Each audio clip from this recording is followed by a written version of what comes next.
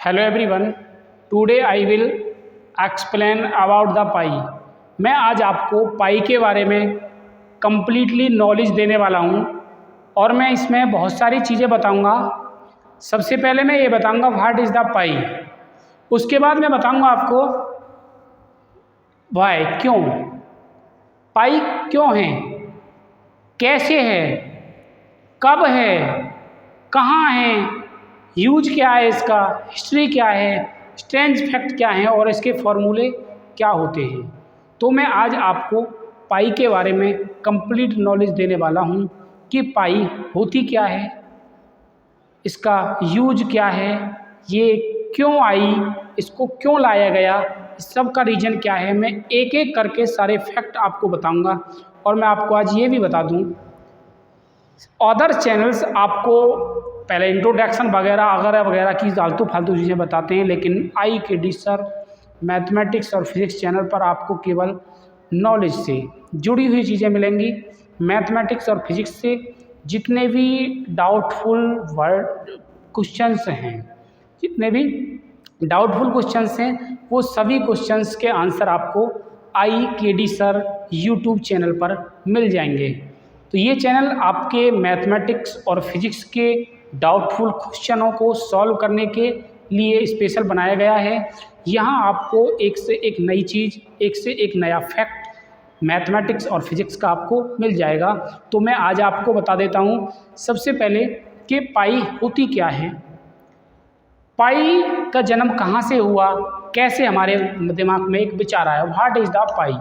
पहले पाई है क्या उसके बारे में बात करते हैं, ठीक है। फिर उसके बारे में पाई को क्यों लाया गया। देखिए, पाई एक ग्रीक जो भाषा है, ग्रीक जो भाषा है हमारी, उस भाषा का एक लेटर होता है, एक अक्षर है पाई। और ग्रीक लैंग्वेज के अंदर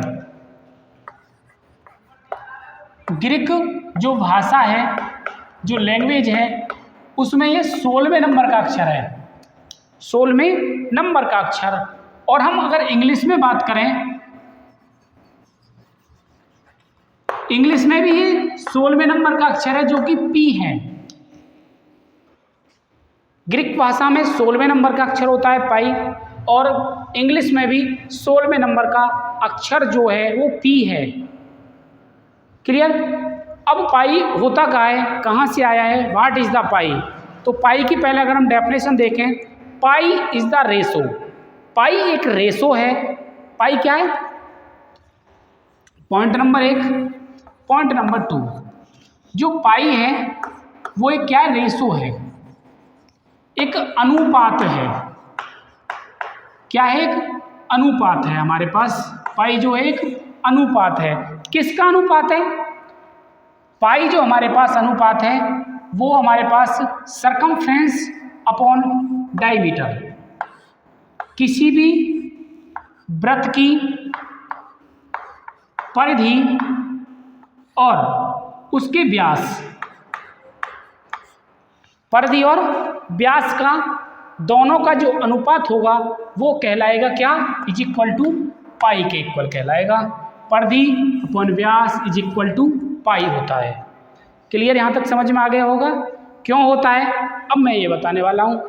तो सबसे पहले अब इसकी मेन बात है क्या है, अब ये क्यों है। पहला हमारा जो क्वेश्चन था वो क्लियर हो गया, what is the pi. Pi is the ratio of circumference and diameter. Pi जो है वो सरकमफ्रेंस और डायमीटर का रेशो होता है, परिधि और व्यास का दोनों का क्या है, रेशो है। दूसरी बात, वो ऐसा क्यों है। दूसरा क्वेश्चन क्या था, ऐसा क्यों होता है।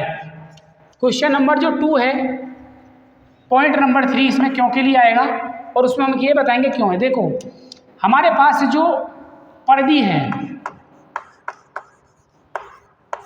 और जो व्यास है, किसकी परिधि किसका व्यास, वृत्त की परिधि, सर्किल की सरकमफ्रेंस और सर्किल का डायमीटर। तो परिधि और जो होती है वो होती है 2 पाई आर, और जो व्यास होता है वो होता है 2 आर। आर से आर कट गया, 2 से 2 बचा क्या, पाई। It is clear. मैं आपको बता दूं, ये हमारे पास एक सर्किल है, ये इसका डायमीटर है और ये इसकी सरकमफ्रेंस है, जिसे हम हिंदी में पर्दी कहते हैं और इंग्लिश में इसे सरकमफ्रेंस कहा जाता है। This is the circumference. और ये एक पर्दी है, ये क्या है इसका, ये डायमीटर है। पर्दी और डायमीटर, पर्दी और डायमीटर दोनों का जो रेशो होगा, सरकमफ्रेंस और डायमीटर, ये हो गया डायमीटर डी और ये हो गई सी सरकमफ्रेंस। तो C upon D is equal to pi होता है।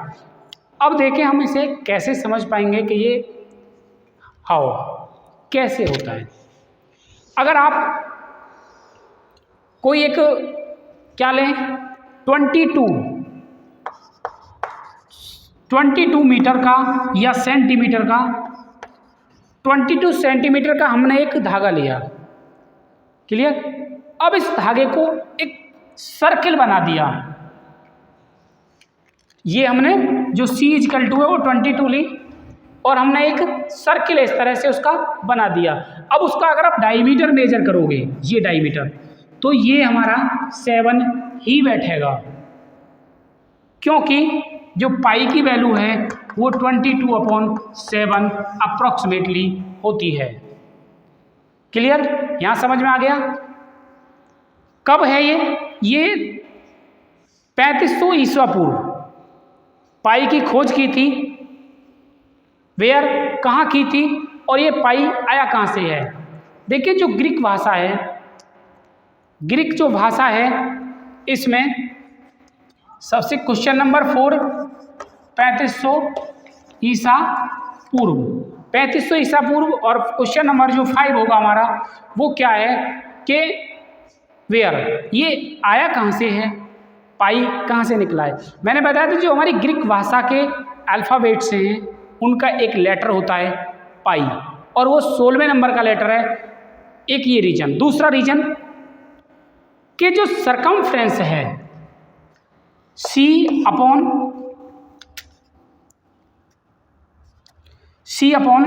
D, जो सरकमफ्रेंस है, अगर हम इसे ग्रीक भाषा में देखें तो इसे पेरीफेरी कहते हैं,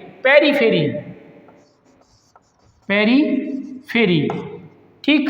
और जो नीचे का जो वर्ड D है, D मीन्स डायमीटर, डायमीटर को पेरीमेटोरोज।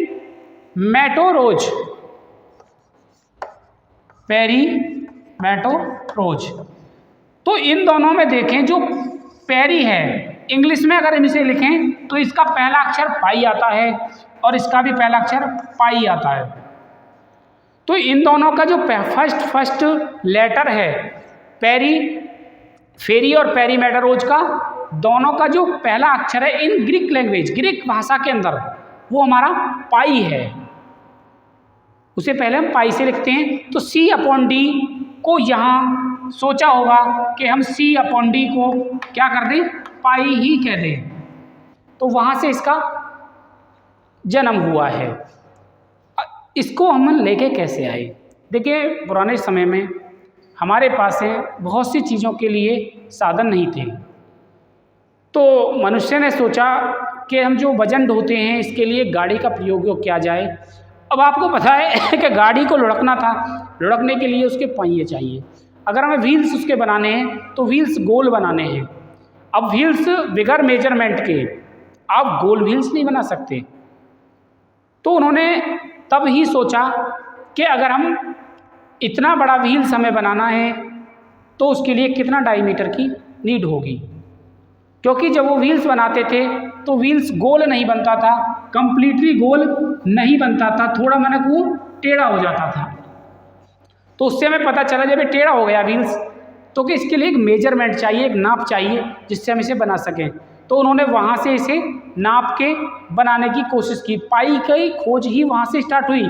और आपको ये भी बता दूँ कि पाई की जो सबसे पहले खोज करने का जो प्रयास किया वो भारतीय गणितज्ञ ही थे, जिन्होंने जीरो की खोज की, आर्यभट्ट।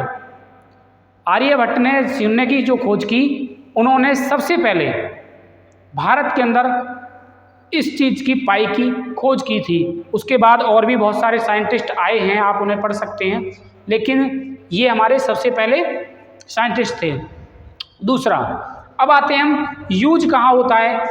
तो पाई का जो यूज है मैं आपको बता दूं, पाई का use pi r square area of circle और सरकमफ्रेंस, और हमारे पास सिलेंडर का वॉल्यूम एरिया वगैरह निकालने के लिए पाई का यूज अच्छे से होता है। पाई की हिस्ट्री मैंने आपको बताई दी है, अभी हिस्ट्री बताई है कि ये कहाँ से आई, कैसे आई, पाई का यूज क्या हुआ।